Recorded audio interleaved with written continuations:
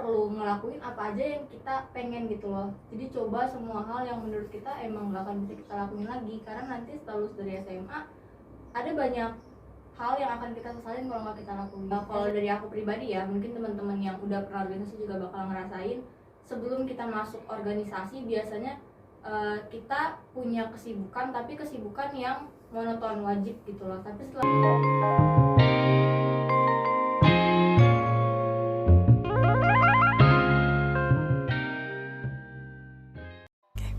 Halo teman-teman, welcome back to Attention, Attend Creation. Bersama aku, Adeline, sebagai host dan nemenin kalian hari ini. Oke, sekarang kita ketemu lagi di segmen Bigentar atau Generasi Pintar. Dan kita akan membawakan tema high school atau dunia per-SMA-an lah ya. Ini cocok banget nih buat teman-teman yang baru aja keterima sebagai murid SMA Negeri 10 Kota Bekasi. Selamat datang. Oke, sekarang kita udah kedatangan bintang tamu spesial yaitu Kak Gaby. Halo Kak Gaby. Halo. Jadi bagi yang belum tahu nih ya, Kak Gaby ini salah satu alumni yang baru lulus tahun ini dan pernah ngejabat sebagai Wakil Ketua OSIS tahun 2021-2022 ya Kak. Iya. Gimana nih Kak, abis lulus kira-kira ada perbedaan yang signifikan gak sih? Ya, waktu tidur lebih banyak sih. Terus gimana nih Kak, selama liburan ngapain aja nih? Tidur. Oke, siap. Tidur. Oke, jadi masuk aja ke pertanyaan selanjutnya, yaitu gimana sih Kak setelah lulus SMA Negeri 10 ini kan pasti udah dianggapnya survive dari dunia per-SMA-an. Kira-kira apa aja sih yang bisa kita lakuin atau yang disarankan buat dilakuin selama kita masih SMA nih? Sebenarnya kalau kita masuk SMA ya, pasti tuh punya bayang-bayang, wah pasti seru nih, akhirnya pakai rok abu-abu kan. Kalau dari aku sendiri ngerasanya selama SMA tuh kita perlu ngelakuin apa aja yang kita pengen gitu loh. Jadi coba semua hal yang menurut kita emang gak akan bisa kita lakuin lagi, karena nanti setelah lulus dari SMA ada banyak hal yang akan kita sesalin kalau gak kita lakuin. SMA tuh peluang sama kesempatan buat ngelakuin sesuatunya gede banget. Jadi kata aku, kalau kamu punya sesuatu yang mungkin agak aneh tapi pengen kamu lakuin selama SMA, coba aja. Oke, selagi itu gak merugikan orang lain Ya, gitu ya. betul. Oke. Terus selama SMA nih Kak Gaby ngapain aja nih Kak selain sekolah, pertahankan nilai gitu? Apa ya, mungkin karena aku orangnya juga gak bisa diem. Jadi selama SMA semuanya dicoba. Aku kan, maksud aku ini saran juga sih buat teman-teman yang baru masuk ke SMA 10 Bekasi. Di 10 tuh ekskulnya banyak banget, organisasinya juga keren-keren. Kalau menurut aku kalian masuk SMA jangan cuma belajar doang. Walaupun emang tujuan utamanya belajar, mempertahankan nilai, tapi coba deh ikut organisasi, ikut ekstrakurikuler yang emang buat bantu kalian numbuhin bakat-bakat yang mungkin kalian rasa selama ini tuh nggak didukung sama lingkungan kalian. Entah itu bakat-bakat dalam bidang soft skill, nanti kalian bisa masuk aksi, masuk paskibra, kalian bisa masuk OSIS, ada banyak banget yang bisa kalian latih di situ. Dan aku sendiri selama SMA ngerasa bersyukur karena SMA 10 kita itu punya organisasi kayak OSIS, kayak paskibra, kayak organisasi iklim, Rokris yang emang ngedukung murid-muridnya gitu. Jadi aku selain sibuk belajar juga ya sibuk buat organisasi sih. Kira-kira perbedaan sebelum masuk sebagai anggota organisasi itu apa tuh Kak?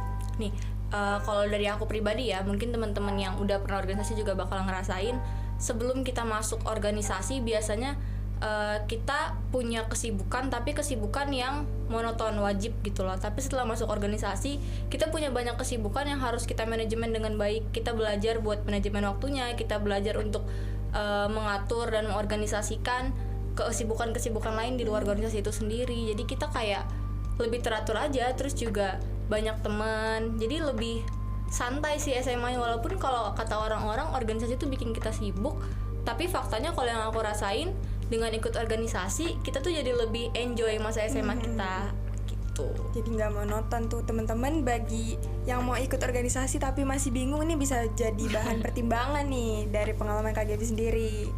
Tuh. Terus gimana nih Kak, ngomongin manajemen waktu nih kan pasti kita anak SMA harus mempertahankan nilai, belum lagi les, belum lagi English course yang lain-lain lah pokoknya. Itu cara ngebagi waktu antara les, sekolah, main, organisasi tuh gimana Kak?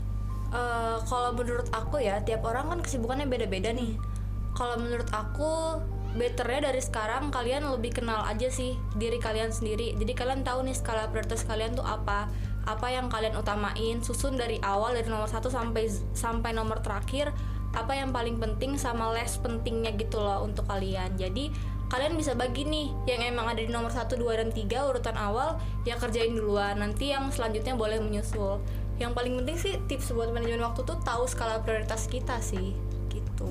Pokoknya dipertimbangin dulu prioritasnya yang nomor 1 tuh apa ya. Iya. Jadi harus tahu dulu kegiatannya berarti. Ya betul. Oke.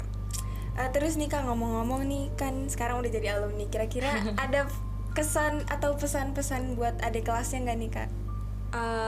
Kalau kesan-pesan dari aku buat adik kelas yang sekarang lagi sekolah atau yang bakal masuk ke 10, nilai itu penting, belajar itu penting, tapi yang lebih penting dari itu proses yang harus kalian nikmatin gitu loh. Jadi jangan bener-bener yang kayak pagi sekolah, pulang sekolah les, malam les lagi, sampai rumah try out belajar gitu. Jangan sampai hidup kalian semonoton itu, nanti kalian gak ngenikmatin. Kalian susun apa yang emang penting dan apa yang emang kalian mau, jadi tuh harus balance gitu. Nikmatin aja masa SMA-nya, jangan takut gagal, jangan takut coba, nikmatin aja. Biasanya tuh kalau misalkan pasti ada roller coaster lah ya di dunia per SMA ini. Terus cara Kak Gaby ngadepin kayak lagi ngedown tuh biasanya ngapain tuh Kak? Yang kalau lagi ngedown tuh yang paling penting deketin diri sama Tuhan sih. Maksud aku ya lepas dari semua hal yang kita pilih dan kita pengen lakuin di masa SMA, kita tahu kita punya siapa gitu loh. Ada satu pribadi yang gak akan ninggalin kita dan itu pasti Tuhannya kita gitu. Apapun agama kalian ya pasti Tuhan kalian satu-satunya pribadi yang gak akan ninggalin kalian. Kalau kalian down pertama ke dia dulu, jangan kalau ngedown malah curhat sana sini, nanti kamu belum tahu gitu di depannya orang itu bisa dipercaya apa enggak. Yang paling penting ke Tuhan dulu gitu kalau ngedown. Itu sih. Bermanfaat banget sih. Ini pasti bisa buat teman-teman jadi ada gambaran gimana sih dunia per SMA-an itu. Apalagi nih yang baru-baru masuk nih pasti belum tahu nih, belum kebayang dunia SMA tuh kayak gimana gitu. Oke deh, terima kasih ya Kak Gaby. Ini ilmu-ilmunya bisa kita praktekin buat kehidupan sehari-hari sebagai sebagai murid SMA Negeri 10 Bekasi yang baik gitu, gimana ya. Oke deh, kira-kira sampai sini dulu kali ya ngobrol-ngobrolnya. Lain kali kita ketemu lagi nih di segmen-segmen keren yang lainnya di episode-episode selanjutnya. Terima kasih ya Kak Gaby udah nyempetin waktunya, udah dateng. Oke, see you teman-teman.